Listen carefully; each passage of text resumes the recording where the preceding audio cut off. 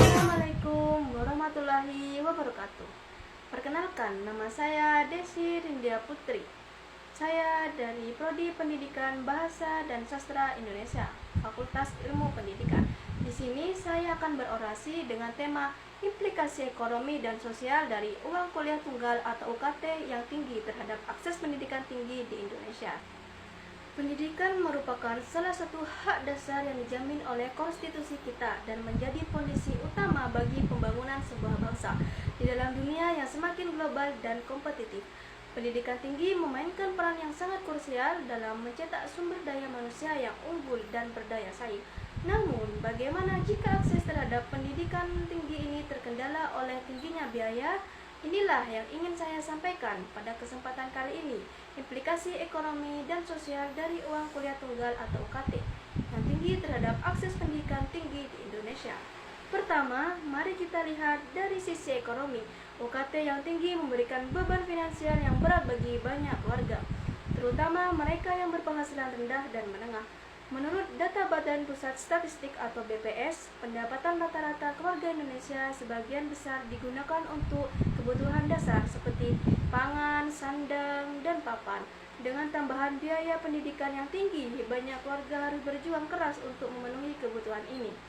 Beberapa bahkan terpaksa mengorbankan kebutuhan lain yang tidak kalah pentingnya. Sebagai dampak langsung, banyak siswa yang terpaksa tidak melanjutkan pendidikan mereka ke jenjang yang lebih tinggi. Mereka yang tetap berusaha melanjutkan pendidikan seringkali harus bekerja paruh waktu untuk memenuhi kebutuhan biaya kuliah. Hal ini tentunya berdampak pada konsentrasi dan performa akademis mereka. Selain itu, mengambil pinjaman pendidikan juga menjadi opsi yang diambil oleh banyak mahasiswa. Namun, beban utang ini menjadi masalah serius setelah mereka lulus, karena mereka harus segera mencari pekerjaan untuk membayar utang tersebut, yang pada akhirnya membatasi peluang karir mereka. Dari segi sosial, UKT yang tinggi membesar ketimpangan akses terhadap pendidikan tinggi. Hanya mereka yang berasal dari keluarga mampu yang bisa menikmati pendidikan berkualitas di perguruan tinggi ternama.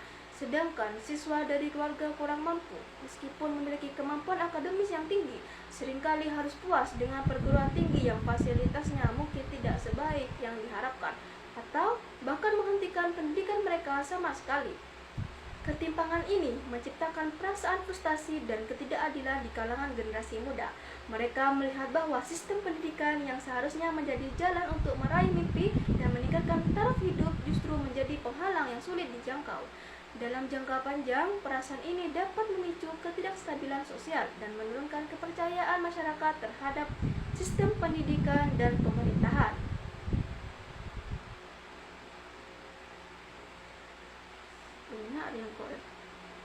Implikasi dari UKT yang tinggi tidak hanya berhenti di ranah ekonomi dan sosial, ini juga berpengaruh terhadap pembangunan bangsa secara keseluruhan. Ketika akses terhadap pendidikan tinggi terbatas, potensi besar dari generasi muda kita tidak dapat berkembang sepenuhnya. Padahal merekalah yang nantinya akan memimpin dan membangun negara ini. Dengan kata lain, tingginya biaya pendidikan tinggi adalah ancaman serius bagi masa depan Indonesia.